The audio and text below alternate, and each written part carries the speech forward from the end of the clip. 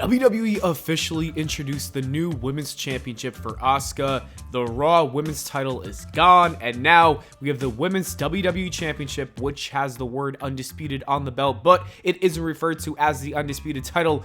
I don't get it either. Someone on the championship design team probably took Roman's new belt and just put a white strap on it. Regardless, I thought it looked good. I think it actually looks better with the white strap compared to the black. I also like this championship over the Raw Women's Championship, and I think a lot of people would agree. I will say that I do miss the old days of unique championship designs, but what are you gonna do? This is what the WWE wants, and it's probably best for their brand. I don't think this is something that will hurt the product too much at the end of the day. As long as I get some good stories and matches, I am happy. What are your thoughts on the new Women's WWE Championship? Let me know in the comments below. And now that we're done talking about the new Women's Championship design, let's talk about last night's episode of SmackDown. The show kicked off with the Bloodline. The WWE was hyping up this show, saying that Jey Uso needed to make a decision, and he would. He needed to choose between Roman Reigns and the Bloodline or his own brother Jimmy Uso. And Paul Heyman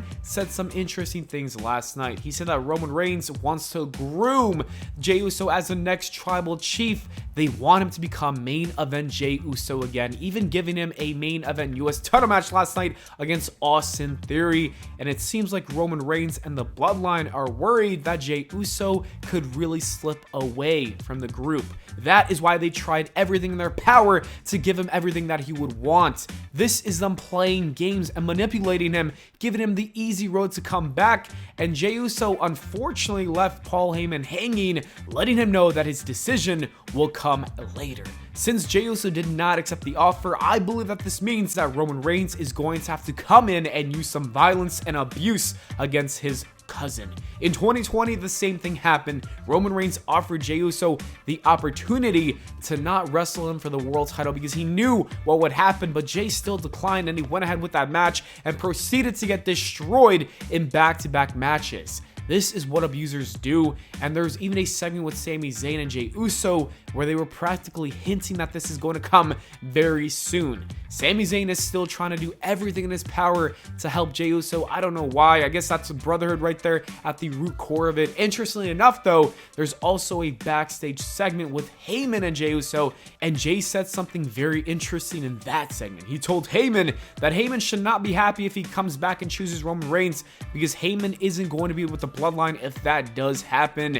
And this is what makes me think Roman Reigns is going to come and actually beat the crap out of Jey Uso even more, because Jey thinks he's in a power up position. He thinks he has power, and the tribal chief is going to have to show him the hard way that he is powerless. Then it's going to be up to Jey Uso to either succumb to Roman Reigns or break away and join his brother. The storyline just keeps getting better and better. I love the little details every single week and every single segment. So I'm not gonna lie, I think the storyline is changing my mind on who should be the one who should dethrone Roman Reigns. I thought it should have been Cody Rhodes, but now I'm not so sure. It might have to be Jey Uso. That story might have to come to an end, but don't worry, I'll get more into that in a later video. But for now, I can't wait to see this story unfold, and there's even more to talk about at the end of this video with that US title main event. But anyways, before we get there, we got to talk about what happened after this opening segment, and after that, we saw another Money in the Bank qualifying match. This time, it was between Mustafa Ali and Santos Escobar, and the match was so good. I think you can expect that from two very talented individuals. Santos is really growing with the WWE audience, and Rey Mysterio is definitely helping.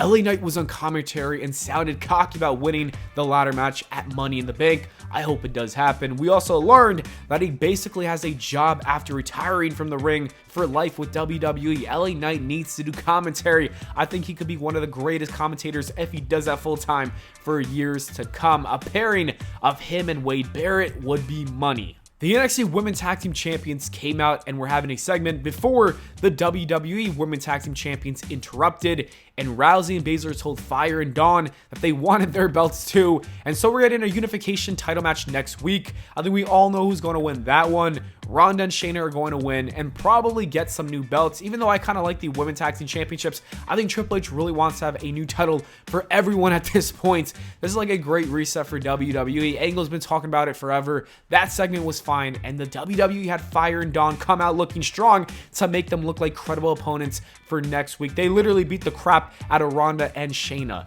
Shortly after that, we had Asuka's new championship presentation, and I already spoke about the design earlier, but I didn't mention Charlotte's return. She really heard about a new title, made a return, and said, I don't want to wait in line, and got a match just like that. I can see why the IWC absolutely hates her, but I don't care too much about it. Surely, the WWE won't have her end Asuka's run this early. Asuka should retain, and I think we're heading for a triple threat match at SummerSlam between Charlotte, Bianca Belair, and the new undisputed WWE Women's Champion, or whatever you want to call it, Asuka. I'm not mad about that title match at all. I think it's going to be very good. Bayley and Mia Yim had a Money in the Bank qualifying match, and Bayley was hilarious when she was mocking AJ Styles. I got a good laugh from that. She ended up winning the match fairly quickly, and the real highlight of this was Karrion Kross and Scarlett attacking AJ Styles after the match. And now we're set to have a mixed tag team match next week between Kross and Scarlett versus AJ Styles and Mia Yim. I'm excited to see Scarlett make her in-ring WWE main roster debut. Pete Dunne and Baron Corbin had another qualifying match for the Money in the Bank ladder match, and the match wasn't anything too special. Butch won. It was more about building the NXT title feud between Corbin and Carmelo Hayes. After this happened, Corbin even got rocked by Cameron Grimes backstage. It was clearly a bad day to be Baron Corbin. He really is such a bum, but that's clearly his story. We then saw a backstage segment with Kevin Owens going nuts, screaming at everyone. He's been doing this recently, which I guess it's his new bit. I don't know how to feel about it because it's funny, but at the same time, it's also annoying, but I guess that's what he's trying to do. I also don't understand why he randomly has these anger issues out of nowhere. Anyways, this did set up a #1 contenders tag team title match, gauntlet match for next week. That is going to be really good. All the tag teams featured in that segment were good, so I think it's going to be great next week. Io Sky also defeated Shotzi to earn a spot in the ladder match as well, and I'm sure there's going to be drama surrounding Bayley and Io Sky during that ladder match, which will probably set up a singles match at SummerSlam. We then saw a Grayson Waller video package. It was good and was hyping up Waller. SmackDown has yet to see the true potential of Waller, but once he does wrestle and is showcased in feuds, I think he will become big for the company. And the main event was a solid match between main event Jey Uso and Austin Theory for the United States Championship. The ending is when things got messy. The referee got knocked down, and then Theory's new boys came out to help him. Then Jimmy Uso came out to help his brother Jey Uso. Then Solo came out fighting Jimmy Uso. It was such a mess. I swear it was crazy. And then Jimmy Uso accidentally super kicked Jey Uso, costing him the title match. Austin Theory stole the win, and to end the show, Jey Uso was sick of Jimmy Uso. He left him, and then Paul Heyman and Solo thought he was going to join him, but he said nah, and he left those guys too. He left everyone without making a decision. I think this man is sick, and he's tired of this family. Before it went off the air, we did hear Paul Heyman calling Roman Reigns, or asking Siri to call Roman Reigns, something like that. Whatever happens next, it is going to be big next week. I cannot wait. This SmackDown was pretty solid. I don't think it was amazing, but I don't think it was ass. I'd give it like a solid 6.5 or a 7 out of 10 just because it didn't live up to the hype that WWE was hyping earlier this week. What do you think? Let me know in the comments below. Thank you so much for watching, and I'll see you all in the next video.